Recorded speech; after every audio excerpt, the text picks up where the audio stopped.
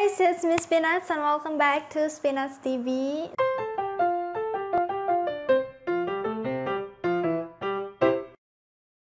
Sesuai dengan judul thumbnail, di series kali ini aku akan membagikan My October Wraps-up, buku-buku apa aja yang sudah aku selesain di bulan Oktober yang lalu. Super telat banget karena bentar lagi udah mau Desember gitu kan, bentar lagi November Wraps-up. Tapi ya sudahlah, here I am. Jadi bulan Oktober yang lalu aku tuh punya planning mau baca buku yang kayak horor, gothic gitu kan. Tapi kenyataannya rupanya ya enggak se-creepy yang aku sangka gitu loh. Karena ada beberapa buku yang belum sempat aku kelarin sampai saat ini juga. Aku selesai baca 4 buku bulan lalu. Kita mulai dari yang pertama dulu. Let's go. Buku pertama yang aku selesain ini ada Tikus dan Manusia by John Steinbeck, yang sebenarnya genre-nya itu bukan yang creepy gitu kan. Bercerita tentang dua orang sahabat yaitu George dan juga Lenny yang sangat bertolak belakang. Untuk George ini memiliki tubuh yang kecil tapi dia ini cerdas banget, dan Lenny ini sebaliknya. Lenny ini kayaknya punya mental disability di mana dia ini kayak sering banget lupa dan tidak tahu gimana cara membedakan baik dan buruk. Istilahnya ya kayak anak-anak gitulah ya si Lenny, walaupun tubuhnya ya kayak tinggi besar gitu, mana dia kuat banget juga gitu kan. Kedua sahabat yang sangat bertolak belakang ini punya impian yang sama, yaitu ingin memiliki tanah sendiri biar mereka bisa hidup mandiri. Tapi sebelum beli tanah ya mereka harus cari dulu dong modalnya, jadi mereka harus kerja sama orang lain. Di awal cerita ini mereka ini pergi melamar kerja gitu ya di sebuah peternakan baru, dan di peternakan baru itu mereka bertemu dengan banyak orang-orang yang unik-unik sifatnya. Yang aku suka dari buku ini adalah cara penulisannya. Si John Steinbeck ini lebih banyak show daripada tell. Aku akan bacain salah satu bagian gitu ya. Dia mampu melecut mati seekor lalat yang hinggap di pantat kuda tanpa melukai kudanya. Nah, menurut aku itu udah kasih tahu ke kita para pembaca kalau orang yang disebutkan ini tuh pandai banget dalam mengurus kuda gitu kan, kayak jago banget gitu bang. Buku ini tuh terkenal banget teman-teman, Of Mice and Men kalau nggak salah judul dalam bahasa Inggrisnya. Tapi walaupun dia terkenal, entah kenapa aku nggak pernah dapet spoiler gitu loh tentang buku ini, dan aku nggak ada ekspektasi apa gitu pas baca buku ini. Sampai baca di akhir, aku tuh sampai netes air mata gitu loh. Depressing banget guys endingnya, ya ampun, sedih. Buku ini sedih. Sama seperti karakter di buku ini, aku tuh kayak curiga sama karakter George. Dia ini kan yang pintar gitu ya. Apa iya dia nggak mempergunakan si Lenny gitu? Ya, kalian baca aja sendiri, seru ini. Ini lumayan pendek soalnya bukunya 100-an halaman, 119 halaman teman-teman. Short read.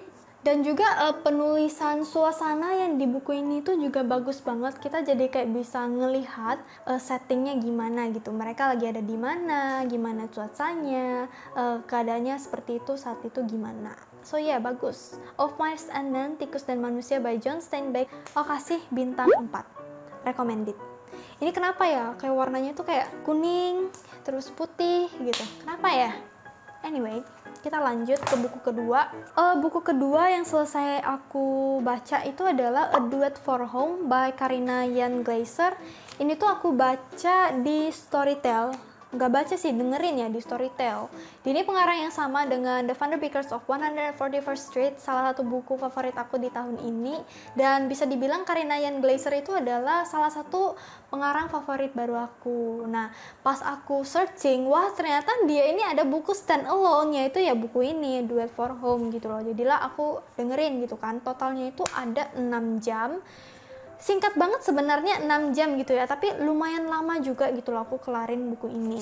Ini tuh bercerita tentang persahabatan yang terjalin di sebuah homeless center. Karakter utama kita, Jun, dia ini baru saja kehilangan papanya dari meninggal karena kecelakaan, dan mamanya itu kayak langsung depresi, cuman tidur-tiduran, mogok ngomong, malahan kayaknya nggak ngomong deh. Jadilah Jun yang masih belasan tahun ini, dia yang harus decide semua keputusan atas keluarga mereka, di mana mereka harus tinggal, gimana mereka sekolah, harus ngurus adeknya yang masih kecil gitu ya. Dan mamanya ya cuman baring-baring doang, ngomong pun tidak, melalaikan anaknya. Nah mau nggak mau mereka jadi harus pindah gitu kan ke homeless center karena mamanya juga nggak kerja gitu, jadi nggak bisa bayar rent. Di homeless center ini banyak juga ternyata anak-anak lain yang bernasib sama. Disitulah dia bertemu dengan anak laki-laki yang bernama Terrell. Dia ini anak laki-laki yang sangat ceria dan juga bandel gitu ya. Dia suka sama musik-musik klasik, dia suka sama biola gitu. Kayaknya Karina Yan Glaser ini essence dari buku-bukunya itu kayak sama gitu loh. Kalau di Van de Beekers, anak-anaknya kayak suka sama guguk gitu kan, dan juga suka sama biola, musik klasik. Ya, sama juga di A Duet for Home juga kayak gitu. Untuk ending dari buku ini, karena dia ini kayak stand alone gitu ya, menurut aku sih aku kurang suka sama endingnya. Kayak masih banyak hal yang bisa dieksplor kisah dari Jun sama Tyrell ini, meskipun udah selesai gitu ya, problemnya udah selesai gitu. Akhir dari buku ini tuh ya mentok pas semua karakter udah heal dari trauma mereka. Mohon maaf itu ada suara guguk ya, semoga aja nggak gitu besar. Ya endingnya adalah masing-masing karakter udah heal dari trauma sendiri, tapi setelah itu menurut aku masih banyak sih yang bisa dieksplor, makanya bikin aku kayak kurang suka aja sama buku ini. Aku pribadi kasih bintang 3,5 untuk buku A Duet for Home. Yang bikin aku sedih malahan ada di author's note itu ya. Author's note ini pengarangnya sendiri kayak punya pengalaman gitu di homeless center gitu kan. Dia kayak ngajarin membaca untuk anak-anak yang ada di sana, dan salah satu anak ini kayak lebih kurang gitu bisa bahasanya, makanya dia kayak took special care of him, kayak mereka harus baca 2 buku dalam 1 hari kalau aku nggak salah. Kalau si anak bilang iya dan udah bisa lancar baca, nanti dia bakalan ngajak si anak ini untuk nonton pertandingan baseball kalau aku nggak salah ingat ya. Dan menurut aku itu touching banget, sampai-sampai si pengarang ini udah lost contact nih sama anaknya. Sekarang udah lanjut berapa tahun, mungkin si anak sekarang udah umur 18. Kadang-kadang si penulis itu kayak wonder gitu loh, kayak si anak sekarang udah di mana, kira-kira buku favorit dia apa ya, karena kan dia yang ngajarin dia baca gitu kan. Menurut aku kayak bikin terharu sih, kisah nyata gitu loh, author's note-nya bagus. Buku ketiga yang selesai aku baca di bulan Oktober lalu adalah Death on the Nile by Agatha Christie. Ini aku baca itu pas aku pergi ke Malaysia, ke Malaka tepatnya gitu ya, nemenin orang tua aku berobat di sana. Dan selagi nunggu aku baca buku ini, di perjalanan juga aku baca buku ini. Aku lumayan punya ekspektasi yang tinggi untuk buku ini karena mamaku sendiri dia kayak suka banget buku ini, udah baca 2 kali gitu loh. Makanya aku penasaran, expect yang tinggi juga gitu kan. Sejujurnya pas aku awal baca buku ini tuh aku kayak kaget gitu loh. Hah? Perempuan ini bisa-bisanya melakukan hal seperti itu terhadap sahabatnya gitu loh. Death on the Nile ini bercerita tentang seorang wanita kaya yang terkenal. Dia terbunuh pada saat dia lagi honeymoon dengan suaminya yang waktu itu ada di atas kapal perjalanan melewati sungai Nil. Ini tuh salah satu dari kisah Hercule Poirot juga gitu ya. Di awal pas aku baca buku ini aku tuh bingung karena karakternya itu ada banyak dan mereka kayak loncat-loncat kayak penumpang siapa aja yang bakalan ikut di atas ke kapal ini. Jadi kayak diperkenalkan gitulah. Dan menurut aku buku ini tuh beda dari buku-buku yang lain yang aku baca dari Agatha Christie. Biasanya kan kalau di buku kayak Agatha Christie pembunuhan gitu kan kayak langsung kasus gitu loh, terbunuh gitu kan. Tapi kalau di Death on the Nile ini dia kayak slow pace banget cara build-nya, dan sampai dia meninggal dan kita jadi kayak spekulasi sebenarnya siapa sih yang ngebunuh si cewek terkenal ini gitu loh. Kayak ikut-ikut lah sama si Poirot, lihat dia wawancara dan sebagainya. Seru sih di bagian kayak bentar lagi mengungkapin sebenarnya siapa yang ngebunuh gitu kan. untuk pelakunya sendiri, aku sebenarnya expect-nya itu ketinggian gitu loh teman-teman. Aku kayak ngerasa reveal siapa pelakunya, aku nggak kaget. Aku kayak sempat terbesit di pikiran aku motif pelakunya apa dan siapa yang pelakunya. Cuman aku nggak tahu cara dia ngebunuh gimana gitu kan. Tapi sempat terpikir motifnya itu apa gitu loh. Makanya pas disuguhkan kayak gitu, aku tuh kayak aku kecewa. Oke, kecewa banget sih.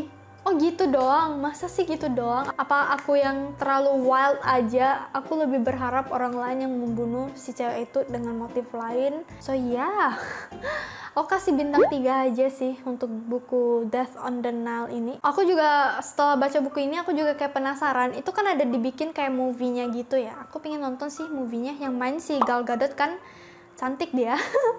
Tapi yang movie ini kata kokoku sih dia kayak ketebak gitu siapa yang ngebunuh, begitu loh. So ya, aku nggak ekspektasi apa-apa lagi sih untuk buku Death on the Nile. Let it flow aja, biasa aja Death on the Nile. Kita lanjut ke buku terakhir yang aku baca di bulan Oktober yang lalu, Cursed Bunny by Bora Chang. Wow, akhirnya ini tuh ada di wishlist aku sejak lama karena banyak banget YouTuber luar yang bilang kalau buku ini creepy, yang bilang kalau buku ini bagus. Sebelumnya dia kayak pinjam sama temen buku ini, dan pas baca setengah dia kayak langsung beli kopi sendiri biar bisa anotasi gitu loh. Jadinya aku ekspektasi yang kayak tinggi-tinggi banget juga untuk buku ini gitu kan. Ini tuh kumpulan cerita pendek gitu ya dari Bora Chang. Untuk tema genre-nya sendiri sih itu kayak horror, magical realism gitu. Dan karena ini cuman wrap up, aku nggak bakalan bahas secara detail. Untuk detailnya aku sendiri ada bikin video untuk review lengkap dari buku Cursed Bunny ini. Bisa kalian cek aja, nanti aku bakalan taruh tagnya di atas gitu ya. Yang thumbnailnya ini, nanti aku bakalan taruh tagnya di atas kalau kalian ingin tahu review lengkapnya seperti apa. Nah, di buku Cursed Bunny ini dia ada 10 cerpen dan sepanjang cerita aku baca buku ini. Muka aku tuh kayak emoji ini teman-teman, yang mata bibir mata, kayak bingung aku, kayak aneh banget, absurd banget ceritanya. Memang ada beberapa yang menurut aku agak creepy, tapi agak doang kadarnya, bukan yang banget lah.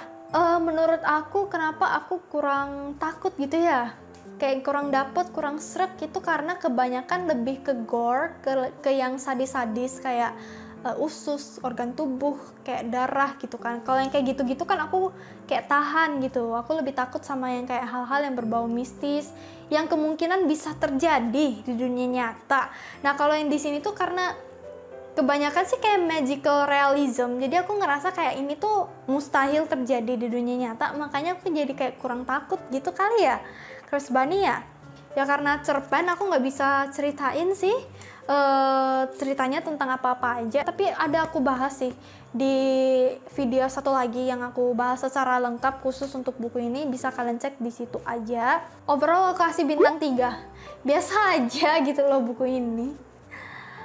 Tapi ya setidaknya wishlist aku kecoret satu lah, karena kan memang udah ada di wishlist aku sejak lama. Cursed Bunny ini tuh juga hype banget gitu loh. Aku jadi penasaran begitu.